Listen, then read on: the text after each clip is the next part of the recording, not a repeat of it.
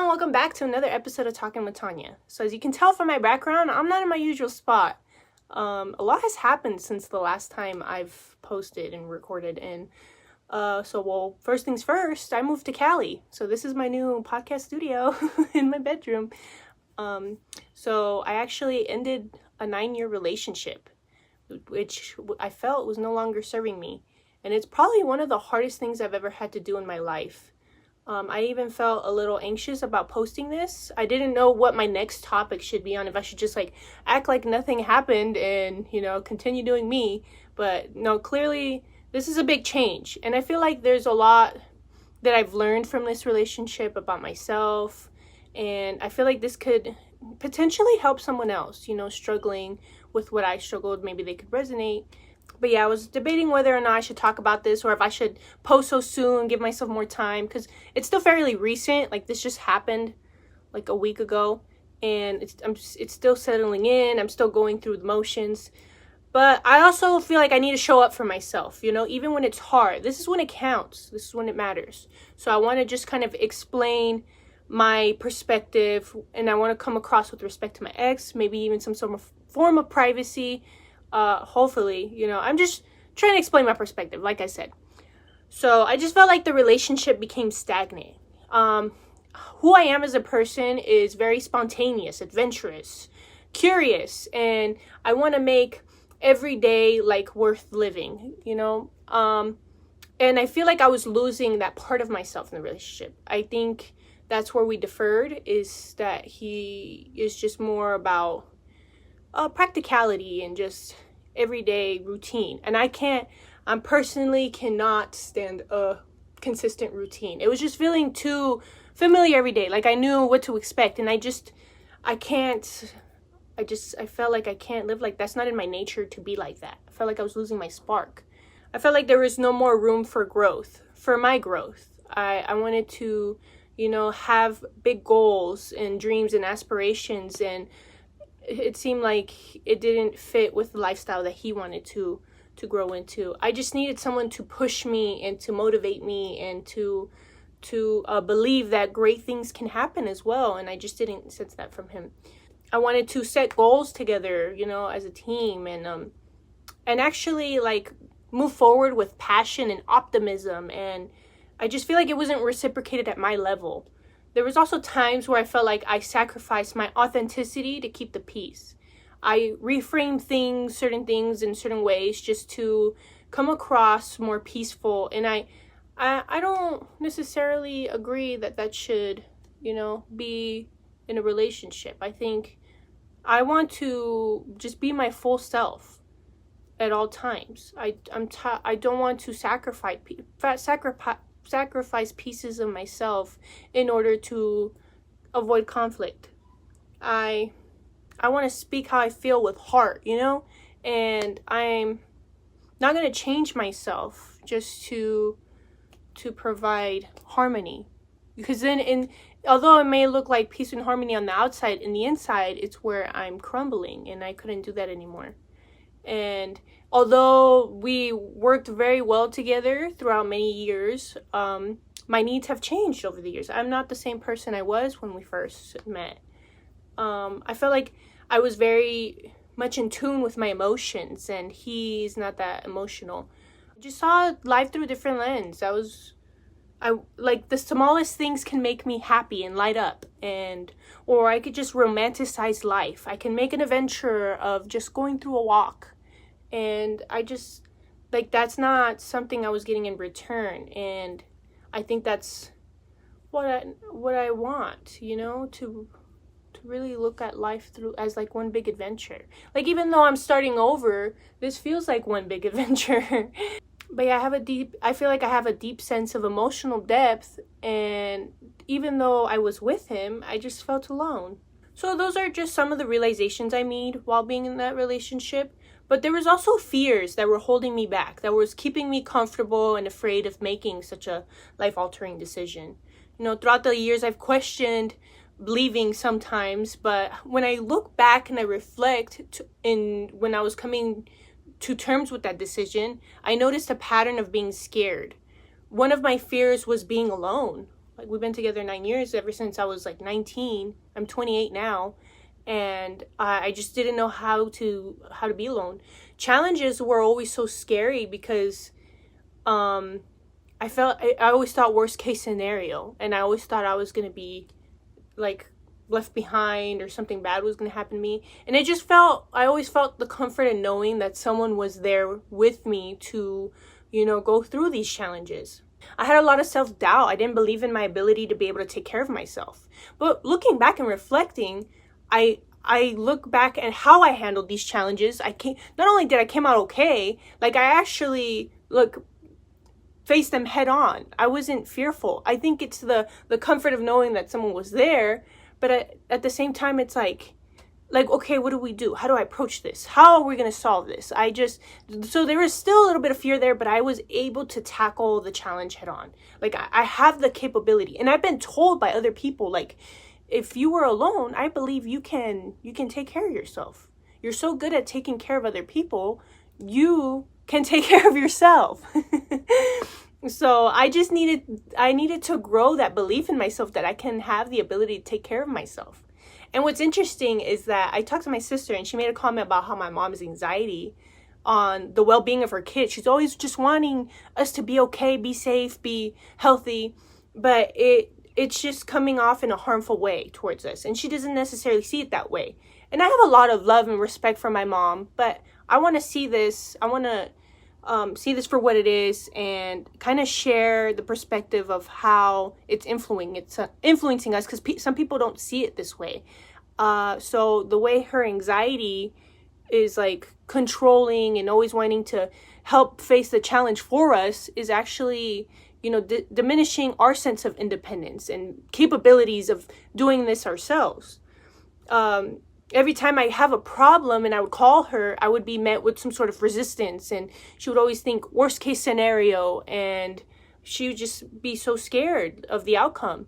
But I also reflect once again back on times where I've handled situations by myself. There was even times I handled by myself. I remember I was long distance with my ex, so I was still with him, but I was by myself here in Cali, and I had pneumonia in the summer. I don't know, don't ask me how I got pneumonia in the summer, but I hate doctors. They give me so much anxiety, and especially emergency rooms. So I don't know how to approach this, right? And I just felt like I kept trying to convince myself it's just a cold, it's a fever, whatever, it's gonna go away. But enough time has passed to where I think it's not gonna go away. I gotta do something about this. And everybody was off, my family was off doing their own things. I also didn't want to be a burden to anybody. So I had to convince myself, walk myself through this fear and anxiety, and have to go to the doctor. I went to the hospital. I drove myself by myself, and I just dealt with it.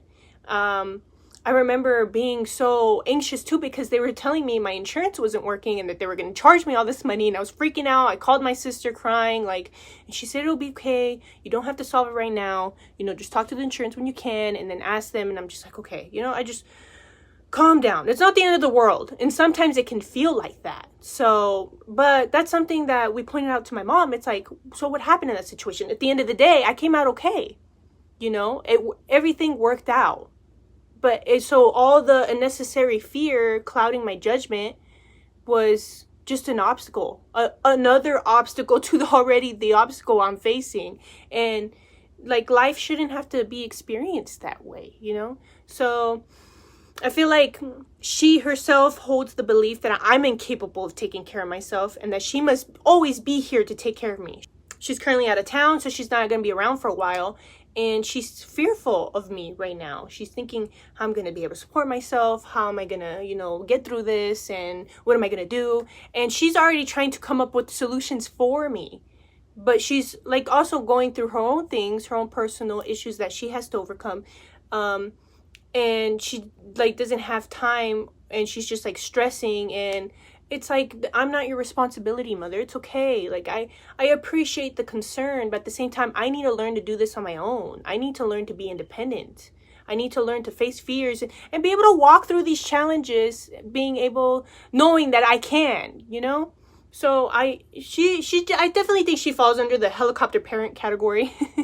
And for, if you've heard that term before, or if you haven't, it may look like just your parent trying to solve your problems, right, for their child. This could be like, this is what it was like growing up. Just your parents trying to solve your problems, shield you from any failures or challenges, which are good for you, and constantly checking in on you all the time. So as a result, this can affect the child's sense of independence. They may fear failure. There could be a lot of anxiety or pressure when encountering a challenge, and it creates poor coping skills. So it's like me going to the hospital, pneumonia. I was like, anxiety, my heart being fast, sweating on the whole way there. Like wondering in my head, already trying to come up with, what am I going to say to them? How do I say it? Hopefully I don't look dumb. Like, it's just a lot of variables that doesn't really matter. Like it could, and it's just, life shouldn't have to be that way. So, and then this could also create a straining relationship with your parent.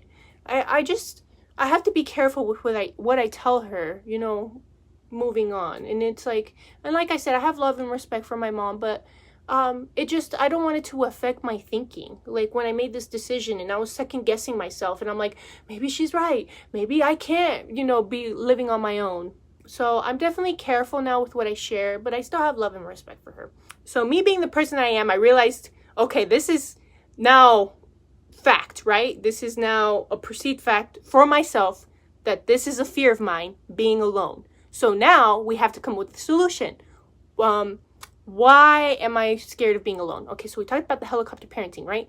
Okay, what about being alone makes me scared? Okay, and now how do I approach that to where I'm not scared anymore? So that's why I love reading, man. There's all kinds of, I bet you there's a book out there about fear of being independent, fear of being alone, and how to overcome it. I gotta look this up. I know there is. This is why I love books. There's always a solution for everything. But, so yeah, now I just gotta think, how am I gonna conquer this? That's the way you move forward. How I'm gonna conquer this fear, because I don't want to live like this anymore. So where I am now, I have the mentality to face challenges head on with optimism. Have you ever heard of what grounding is? Like, do you know what it means? Like, I used to hear it all the time. I used to think, oh, I'm just going to meditate so I can ground, right? I just thought it meant calm, cool, and collected. But now I'm starting to gather my own meaning on what grounding is. And to me, what it means now is living in reality of things, seeing things for what they are. I could be anxious or worried, thinking, what am I going to do? What if this doesn't work out? Did I make the right decision? But that doesn't help. Like, how does that help you? It doesn't, So that's not grounded thinking. You're not focused on what is the now, what's going on right now. You're like spiraling. So being grounded to me means it's like, okay, so what are the facts? How much money do I have right now? Where do I need a budget? What are my resources? Who can I talk to for support? What kind of jobs can I get? How can I present myself at interviews? Or how can I network to find opportunities? These are ways that you're thinking to solve the problem. I feel like this is very grounded thinking. That's what it means to me now. So seeing the reality for what it is, not spiraling, but finding solutions for it, if that makes sense. What I also do to help me out is write a to-do list. So you're actually 2 to 3 times more likely to forget something that you had to do if you didn't write it down. So I have this whiteboard to-do list on my wall that I'm able to look at every day. And every time I think of something I have to do, write it down. And yeah, so now I know how to start my day, or where I have an idea of what I can do for the day. I'm also learning to see myself through a lens of higher self-worth. I used to diminish my capabilities and think I don't have any strengths or skills. Like, although I don't have all these kinds of crazy degrees or some kind of crazy work experience, I'm finally realizing that I have life experience, and that counts. The challenges I faced have shaped me in a way that have created some real skills, I feel, such as resilience, emotional depth, intuition. I'm done discrediting that. I feel like I am finally seeing the value that I'm capable of bringing, in any new work environment. So yeah, starting over isn't easy, but sometimes it's necessary. And I at first I was thinking, I don't know if I should share this, but I feel very blessed at the end of the day. So I want to be there for people who don't have the same blessings I have. You know, although I feel like I'm starting from rock bottom, I'm starting all over again with no car, no job, and living at my dad's house, like living in a dining room. I don't even have a door. But I have my own room, and that feels good. Like I have my own space. I have a roof over my head. I have food in my belly. I have parents that have, well, my dad more supportive than my mom, but he, like, the fact that he's been there for me, it's actually surprised me. I didn't expect him to come across as grounding himself and supportive, and I didn't expect that. And I had a sister who also has ended a 10-year relationship, and she has been my rock throughout this whole experience. So I'm very blessed to have her as well. I'm very I feel like just so much sense of gratitude, and I feel like I want to like just give, you know, what I've learned. If someone else is struggling, maybe they don't have the same resources that I do or the same support system. So this is why I feel like the need to share my experience, my story as well. So if you're in a space where you're questioning your next step or you're scared to take it, just know you're not alone. You know, I'm walking through it right now, one grounded step at a time. I don't have it all figured out, but I'm learning to trust myself more than the fear. Maybe that's what starting over really is. Thank you for being here, and thank you for letting me share. If anything I said today resonated, feel free to message me. I'd love to hear your story too. Until next time, be gentle with yourself. Thank you for listening. Take care of yourself. Peace out.